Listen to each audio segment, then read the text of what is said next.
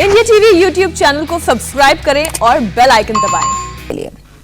Corona virus का नया variant आखिर इतना खतरनाक क्यों है, इससे कैसे बचा जा सकता है, एक्सपर्ट क्या कह रहे हैं, रिपोर्ट देखिए, आपको समझने में मदद मिलेगी।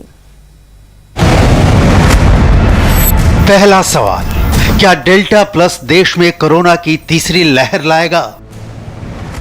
दूसरा सवाल, दूसरी लहर वाले डेल्टा वेरिएंट से कितना घातक है डेल्टा प्लस? तीसरा सवाल, क्या इस बार भी लाखों लोग बीमारी की चपेट में आएंगे?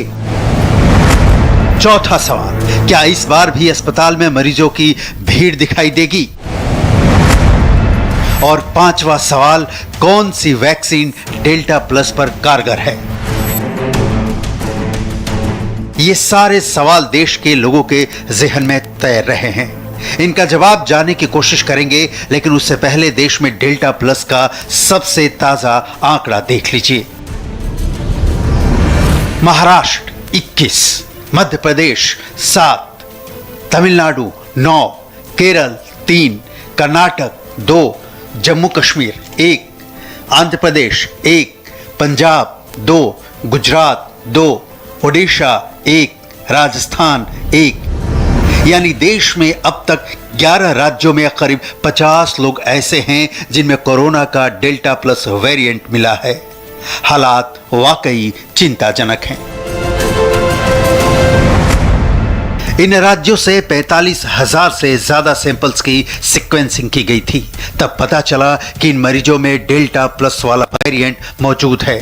चिंता की बात यह है कि जिन मरीजों में डेल्टा प्लस वेरिएंट मिला है, उनमें से 2 लोगों की मौत हो चुकी है। मध्य प्रदेश के उज्जैन में एक महिला की मौत हो गई, जबकि महाराष्ट्र के रत्नागिरी में भी 80 साल की बुजुर्ग की जान चली गई।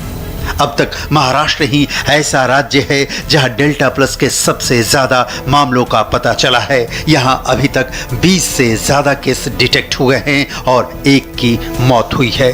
डेल्टा प्लस वेरिएंट यहाँ जो म्यूटेशन हुआ है, वह अभी तक जो हमने एक राज्य शासन ने, स्वास्थ्य विभाग ने जो एक प्रोजेक्ट हाथ में लिया है कि जिसमें हर डिस्ट्रिक्ट में हम 100 लोगों की सैंपल्स की genomic sequencing, whole genomic sequencing कर रहे हैं, तो करीबन 3500 जीनोमिक सीक्वेंसिंग में हमें 21 लोगों का पॉजिटिव डेल्टा प्लस का वेरिएंट दिखाई दिया है। जिस वक्त महाराष्ट्र के हेल्थ मिनिस्टर ये बयान दे रहे थे, उसी दौरान डेल्टा प्लस को लेकर महाराष्ट्र सरकार के अफसर नई गाइडलाइंस तैयार कर रहे थे। अब महाराष्ट्र के सभी 36 जिलों में लेवल 3 की पाबंदी जारी कर दी गई है। यानी पहले जिन जिलों में लेवल 1 और लेवल 2 के हिसाब से अनलॉक किया गया था, अब महाराष्ट्र के 36 जिलों में लेवल 3 की पाबंदी जारी कर दी गई है। यानी पहले जिन जिलों में लेवल 1 और लेवल 2 के हिसाब से अनलॉक हुआ था, उनमें भी लेवल 3 गाइडलाइंस फॉलो होंगी। पहले जो अनलॉक किया गया था वो अब मान्य नहीं है।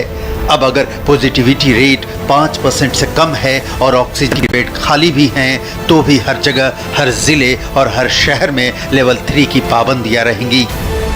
ये पाबंदियां कैसी हैं, क्या होंगी, ग्राउंड जीरो पर संवाददाता दिनेश मौर्य से जानिए। यहाँ से आगे जरूरी सेवाओं से जुड़े हुए तमाम दुकानें सिर्फ सुबह 7 से लेकर दोपहर 4 बजे तक खुले रह सकते हैं। गैर जरूरी सेवाओं से जुड़ी हुई दुकानें वीकडेज में सुबह 7 से लेकर 4 बजे तक खुले रह सकते हैं। वीकेंड्स में इन दुकानों को बंद रखना होगा। शहर के तमाम जितने भी सिनेमा हॉल है, मल्टीप्लेक्स है, इसके अलावा जो मॉल्स है, उन्हें पूरी तरह से बंद रखा जाएगा। जितने भी रेस्टोरेंट्स है, होटल्स है, वहाँ पर सिर्फ 50% की क्षमता से ही जो है ये होटल्स, रेस्तरां चल सकते हैं, और वो भी दोपहर 4 बजे तक। 4 बजे के बाद यहाँ से जो पार्सल की फैसिलिटी जो है ज़रूर रहेगी। लोकल ट्रेनों में आम लोगों के सफ़र करने पर रोक जारी रहेगी। इसके अलावा सलून्स हो, स्पा हो या फिर अन्य जगह, यहाँ पर भी सिर्फ वीकडेज में ये तमाम दुकानें चालू रहेंगी और दोपहर 4 बजे तक वीकेंड्स में इन दुकानों को बंद रखना होगा। अब तक जो भी रिसर्च सामने आई है, उसमें यह पता चला है कि कोरोना वायरस के ज्यादा वेरिएंट्स या म्यूटेशन महाराष्ट्र में ही सामने आए हैं। वैसे अब भी महाराष्ट्र में 9,000 से ज्यादा नए केस सामने आ रहे हैं और इनमें भी रायगढ़, सांगली, सिंधुदुर्ग, पुणे, रत्नागिरी, कोल्हापुर, पालघर, उस्मानाबाद और सतारा जैसे जिले कोरोना का हॉट स्पॉट बने हुए हैं। डेल्टा प्लस केस महाराष्ट्र में भले ही सबसे ज्यादा रिपोर्ट हुए हों, लेकिन मध्य प्रदेश में भी 10 दिनों में ही डेल्टा प्लस वेरिएंट के 6 मामले सामने आ चुके हैं और जिनमें से एक की मौत हो चुकी है। जीनोम सीक्वेंसिंग की रिपोर्ट देरी से आने के चलते मध्य प्रदेश सरकार राजधानी भोपाल में ही देश की चौथी जीनोम सीक्वेंसिंग लैब खोलने जा रही है। सवाल है, आखिर कोरोना का ये नया वेरिएंट इतना डेडली और डेंजरस क्यों है? जवाब जानेंगे तो आप चौंक जाएंगे। Delta plus variant delta variant से ज्यादा घातक है। ये इम्यून सिस्टम को चकमा दे सकता है। इसमें मोनोक्लोनल एंटीबॉडी भी बेअसर है। ये फेफड़ों में मजबूती से चिपक जाता है और इससे सीवियर इन्फेक्शन का खतरा बढ़ता है। ICMR के डायरेक्टर जनरल ने बताया कि वायरस में म्यूटेशन कॉमन है, लेकिन वायरस का म्यूटेशन कुछ खास वजहों से होता है। पहली वजह, वायरस के डुप्लीकेशन में कोई गलती हो जाए।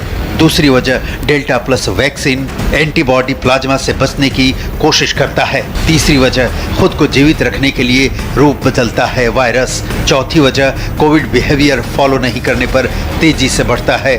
पांचवी वजह, भीड़ में वायरस को बढ़ने का अच्छा माहौल मिलता है। Viruses will mutate if there is a random error of duplication, or there is an immune pressure after treatment, whether it be by vaccines, whether it be by monoclonal antibodies, or by the use of convalescent plasma. So they will put a pressure on the virus, so virus starts changing to survive.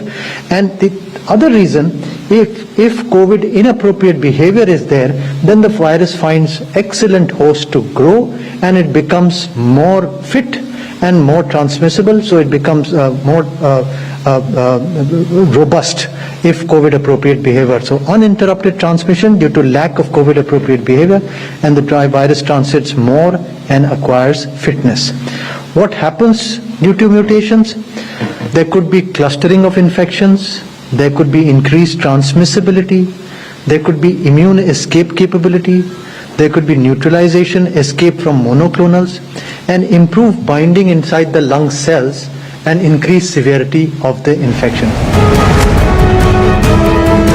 मतलब variant चाहे delta हो या delta plus, इसे बचने का विकल्प सिर्फ corona protocol का पालन करना ही है।